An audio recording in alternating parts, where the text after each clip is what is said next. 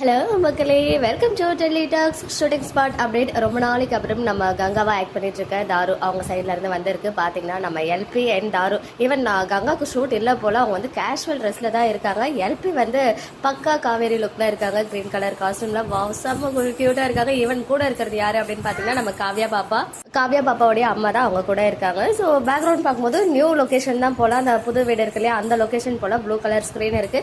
Maybe அன்னைக்கு வந்தாங்க இல்லையா, அதே லொகேஷனா இருக்கிறது நிறைய சான்சஸ் இருக்கு போல. இன்னும் அவங்க அங்கதான் இருக்காங்க.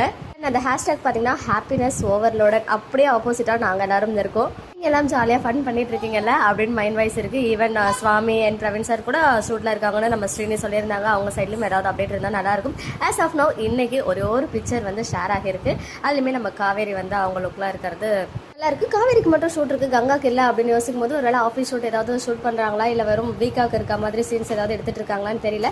ஒன்ஸ் வேற ஏதாவது அப்டேட்ஸ் கிடைச்சிச்சுன்னா கண்டிப்பா உங்க கூட ஷேர் பண்றேன். ஓகே மக்களே, நெக்ஸ்ட் வீடியோல மீட் பண்றேன். எக்ஸ்க்ளூசிவ் அப்டேட்ஸ்க்கு மறக்காம நம்ம யூடியூப் சேனலை சப்ஸ்கிரைப் பண்ணிக்கோங்க.